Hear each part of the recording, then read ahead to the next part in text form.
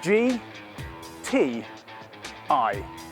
3 letters that conjure up images of performance from an everyday car. It's an acronym that everybody knows, even if they don't necessarily know what it stands for. Grand Theft Incubator? No, that's not right. Okay, I'll find out. The king of GTI, I think we can all agree, is Volkswagen. The Golf GTI made those 3 letters famous when it first appeared in 1976. This was a lightweight, chuckable little barrel of laughs, and it brought usable, enjoyable performance to the masses. Although, fact fans, the first GTI was in fact the Maserati 3500 GTI from 1961. So, the Golf is the daddy, but it's not the only GTI in the Volkswagen lineup. Today, VW has 3 GTIs, of which the Golf is actually the largest. Below it are its little brothers, or sons, the Polo GTI and the Up GTI. The question is, what makes a GTI? Can you keep the same GTI ethos across different cars? Which is the most fun? What the hell does GTI stand for? To find out, we've come to Spain to drive all 3 cars back to back on a racetrack, and we'll get to the bottom of it. Great Track Igloo. No, that's stupid. We start with the OG, the original Golfster.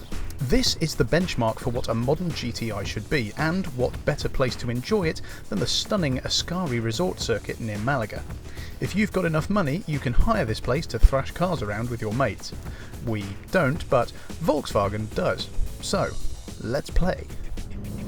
This is the 7th generation facelifted Golf GTI, and this is the Performance Edition, which means it has 245 horsepower instead of the normal 230. What's so great about the GTI is it's a Golf. It feels like a Golf, it's got the practicality of a Golf. You can put your kids in the back, you can put your shopping into it, but then when you hustle it,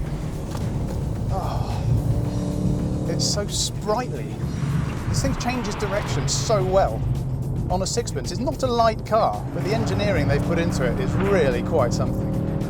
That engineering includes a differential lock for better cornering and stiffer, sportier suspension that manages to tread a brilliantly fine line, giving agility and precision to the handling while keeping the ride more than comfortable enough for everyday use. It just feels so alive. For somebody of my generation, this is what I think about when I think GTI. It's so engaging and fun. I'm genuinely intrigued to know if the Polo and the Up could replicate this. That was a lot of fun, but having been looking at the original 1976 Golf, this isn't exactly a lightweight hustler. In fact, it's quite heavy. I need something lighter. Something like this. This is the latest Polo GTI, and under the bonnet is the same 2-litre turbocharged engine as the Golf, albeit with a bit less power. However, 200 horsepower is not to be sniffed at, and this is considerably lighter than its brother, sister, father, whatever. So here we go in the Polo GTI, but first, a correction. You know I said this was considerably lighter than the Golf? Well, turns out I was wrong. I've just checked the spec sheet, and the difference between this automatic Polo GTI and the GTI Performance manual Golf is just 32 kilos, which isn't very much. So I'm saving 32 kilos, but I'm down 40 horsepower. Let's see how it goes. With a time of 6.7 seconds, the Polo is half a second slower to 62 miles per hour than the Golf. But is it half a second less amusing? Got the automatic GSG box with everything set to sportiness. Doesn't quite have the zing out of the bends that the Golf did, because it doesn't quite have the same amount of power, but it's nice and perky on the throttle. Oh, it holds on very nicely through the corners. It has a very similar kind of feeling to the Golf. You sort of pitch it in, and there's this initial little bit of rollover, and you think, oh, but then it just goes, no, I'm just going to hold on here. Everything's fine. So, as far as I'm concerned, that's pretty GTI-ish. But it's still pretty heavy. It's still 1,300 something kilograms curb weight versus way less than 1,000 kilograms for the original Golf. So what if we were to shave off 300 kilograms? What would happen then? Let's find out. Say hello to the Up GTI. Now the standard little city car is already a fun and nimble little car to drive around, but this one, so we're told, fully embraces the GTI way. Under the bonnet is a 1 litre turbocharged 115 horsepower engine, which might not sound like much, but this car only weighs 1,070 kilograms, which in today's world is basically nothing. I've been looking forward to driving this for a very long time. Don't let me down. Up. The Up GTI houses, under its tiny bonnet, a tiny little 3-cylinder engine and takes a not tiny 8.8 seconds to hit 62 miles per hour. On paper, that seems like a lifetime. Can it really be a proper GTI? Now, in fairness to it, the track probably isn't what it was designed for. This is a city car. It's a city car with extra pep, but it's still a city car. But we're here. We've got the cars, we've got the track. Indulge me. Tell you what, considering how upright this car looks, I kind of worry it's going to tip over, but it doesn't feel like it inside. I am sitting quite high up, and the steering wheel doesn't adjust for reach, which is a bit weird. I can't quite get the position I want.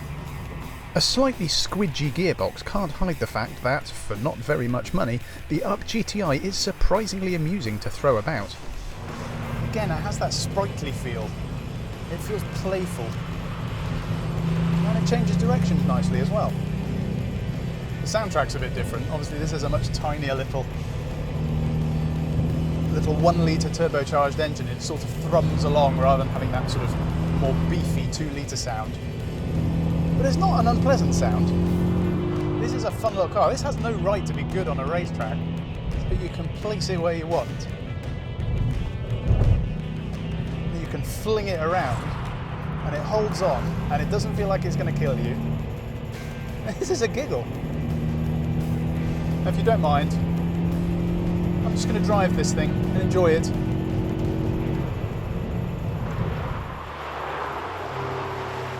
So, what have we learned from this GTI Bootcamp? Well, we've learned that horsepower doesn't matter. Not really. Well, you need a bit of horsepower. But the Up GTI only has 115.